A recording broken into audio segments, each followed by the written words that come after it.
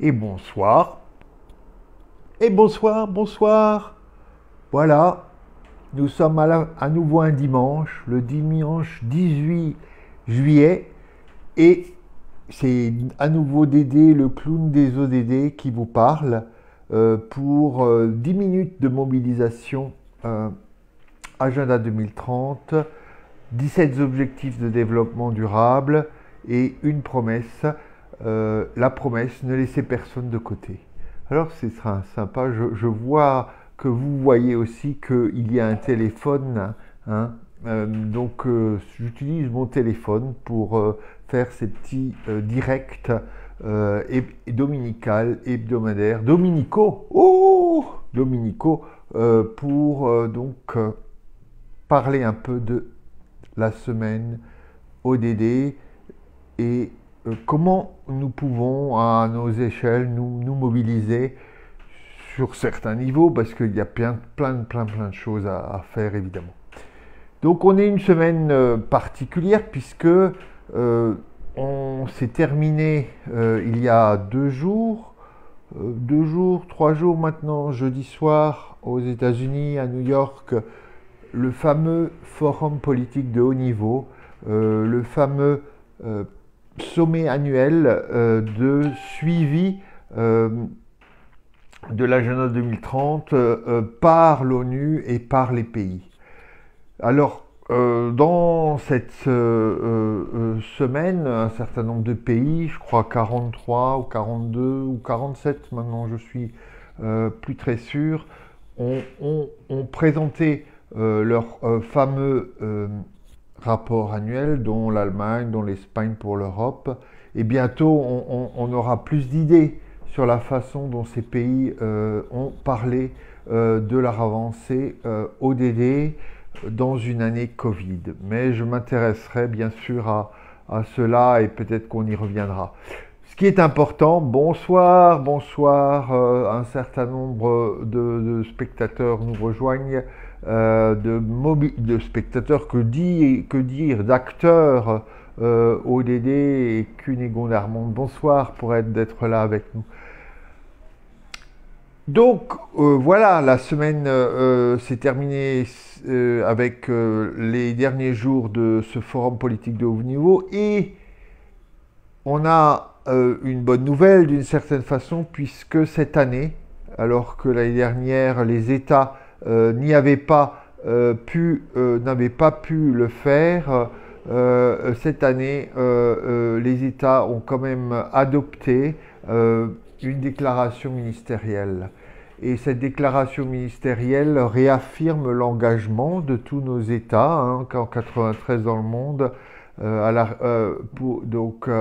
réalisation des ODD et à la promesse de ne laisser personne de côté, et aussi à un certain nombre de mobilisations liées à la crise Covid que nous venons de vivre et dans laquelle nous sommes encore. Donc je vous invite sur la page ODD au Déjà Dimanche à aller voir un peu qu'est-ce qu'il y a dans cette déclaration ministérielle via la page de nos amis du ministère de la Transition écologique, agenda-2030.fr. Vous savez, je l'ai peut-être déjà dit la semaine dernière, ils ont fait un compte-rendu de cette semaine, et jour après jour, on peut savoir ce qui s'est passé, ce qui s'est débattu à New York. Et le compte-rendu du jour 8 est déjà en ligne, donc, et on y découvre des commentaires sur la déclaration ministérielle. On y découvre aussi le message de la ministre française Barbara Pompili qui évoque les engagements de la France, notamment autour, on va dire, de l'ODD 5, l'égalité homme-femme, de quelques autres ODD aussi. Voilà, donc ce forum de politique de haut niveau s'est terminé, et donc maintenant c'est à nous, d'une certaine façon, de nous mobiliser pour faire connaître la déclaration ministérielle et pour refaire d'une certaine façon le travail de citoyen et dire à nos élus: vous venez de déclarer ceci, vous venez d'une certaine façon de vous réengager, alors montrez-le concrète par des décisions concrètes, des décisions qui ont un impact sur nos vies. Et je crois qu'on peut le faire. La déclaration ministérielle est en français, donc c'est assez facile. Donc ça, c'était le premier point de cette semaine.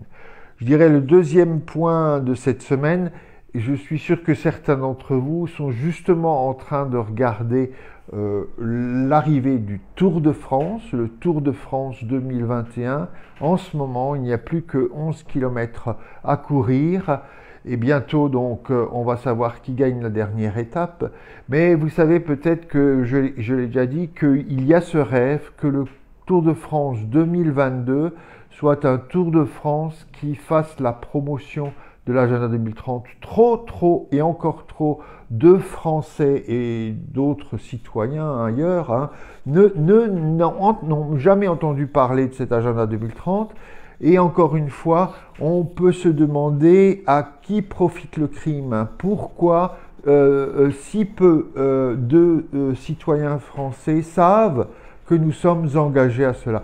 Peut-être que s'ils le savaient, peut-être qu'ils, d'une certaine façon, s'appropriaient l'agenda 2030, peut-être qu'ils seraient encore beaucoup plus mobilisés pour demander des engagements et des décisions d'action auprès de nos élus. Donc, pour moi, moins de Français connaissent l'agenda 2030, mieux le gouvernement se porte parce qu'il n'a pas à répondre devant nous de ses promesses. Il signe d'une certaine façon sans avoir à s'inquiéter si quelqu'un va lui demander, mais mon gars ou mon petit gars, est-ce que, je ne veux pas dire ça de M. Macron, mais quand même, il est plus jeune que moi, donc mon petit gars, voilà, on a promis et qu'est-ce qu'on fait? Donc, le Tour de France 2002 pourrait être un vecteur de promotion de l'agenda 2030, des 17 objectifs de développement durable et de la promesse de ne laisser personne de côté. Donc, il y a une petite pétition qui a 2 signatures pour l'instant. Mais voilà, on a de l'espoir et l'idée, ce serait de demander que le Tour de France 2022 donc, soit un réel outil de promotion, d'information sur cet agenda 2030. Allez sur la page ODD au déjà dimanche et signez cette pétition au sujet du Tour de France. Que dire d'autre? Aussi donc par rapport à la journée d'aujourd'hui, il faut quand même rappeler qu'on est le dimanche 18 juillet, la journée internationale qui célèbre la grande figure Nelson Mandela. Mandela Day, comme on dit en anglais. Et vous le savez, je l'ai déjà dit, pour moi, Nelson Mandela, avec d'autres, font partie un peu des pères et mères fondateurs de l'agenda 2030. L'agenda 2030 est héritier des ambitions de Nelson Mandela et notamment de l'ambition qu'il a affirmée en février 2005 quand il est allé sur Trafalgar Square et qu'il a fait ce grand discours Make Poverty History, reléguons la pauvreté à l'histoire passée. Et dans ce grand discours, il en appelle à la génération actuelle pour donc être cette génération qui mettra fin à l'extrême pauvreté. Et donc il faut se rappeler un peu de tous les appels, de tous les élans, des intuitions de ce grand homme, parce que nous avons besoin de nous ressourcer quand on mène un combat comme celui de l'agenda 2030, un combat, quand on veut se mobiliser pour des défis aussi importants que ceux de l'agenda 2030. Donc, Nelson Mandela comme inspiration, comme boisson énergétique pour l'agenda 2030. On te salue aujourd'hui hein, on sait que c'est l'anniversaire de ta naissance, le 18 juillet, voilà. Et puis, j'avais envie, pour terminer, de vous parler de quelque chose que je viens de vivre aujourd'hui. J'étais donc, moi aussi, vous le savez, militant, engagé, bénévole, et puis aussi permanent, tout dans un, de l'ONG Agir tous pour la dignité, ATD Quart Monde, ONG internationale.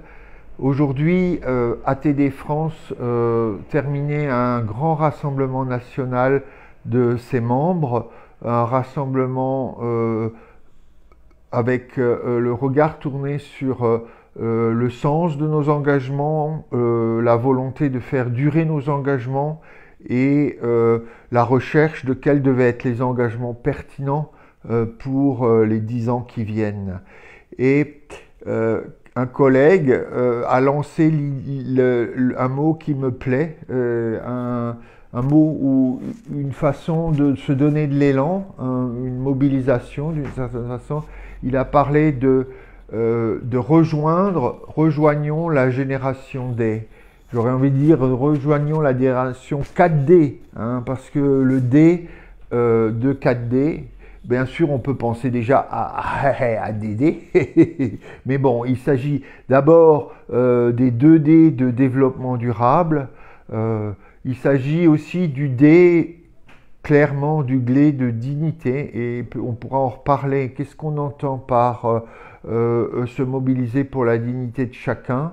On pourrait aussi dire pour la dignité du vivant, dignité de la planète, mais déjà la dignité de nos co-humains, co-citoyens, des personnes que l'on croise, et puis d'autres évidemment, et je les comprends, parleront aussi de la dignité des êtres vivants en général. Mais donc cette génération D, la génération des défis, la génération du développement durable, la génération de la dignité, peut-être qu'il y a là l'idée aussi de créer une mobilisation rassembleuse, comme à une autre échelle, j'ai parlé des citoyens de l'anneau, mais ça me fait plaisir de penser que on peut encore se dire que dans ce monde qui a l'air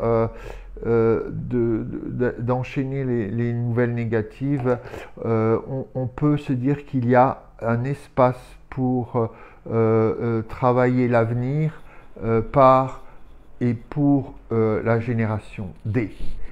Voilà un peu ma semaine, et la semaine qui vient, ça va être sûrement une semaine où on débriefera l'agenda, pas l'agenda, mais le sommet de l'ONU qui s'est terminé donc samedi. Je sais aussi que cette semaine, et ça va venir au niveau des sénateurs, je crois, très bientôt, la France est en train de valider complètement donc sa loi d'orientation ou la loi programmatique de programmation relative aux inégalités mondiales et au développement solidaire. Donc là aussi, on va jeter un œil sur ça, parce que clairement, il s'agit de quelque chose qui a à voir avec donc l'agenda 2030. Et je vous laisse retourner donc auprès des cyclistes de Tour de France, en vous rappelant que nous voulons que le Tour de France 2022 soit le tour de l'anneau, le tour de l'agenda 2030, le tour qui permette à ce que beaucoup plus de Français aient connaissance de cet engagement de leur gouvernement, beaucoup plus de Français donc puissent s'approprier 17 objectifs de développement durable et une promesse, ne laissez personne de côté. Allez, bonne arrivée du Tour de France, il reste 3,5 km et très bonne semaine ensoleillée. À très bientôt, on sera encore en juillet et il sera encore question d'ODD, d'objectifs de développement durable, d'agenda 2030 la semaine prochaine. Allez, bon courage à tous, profitez bien de l'été et à très bientôt.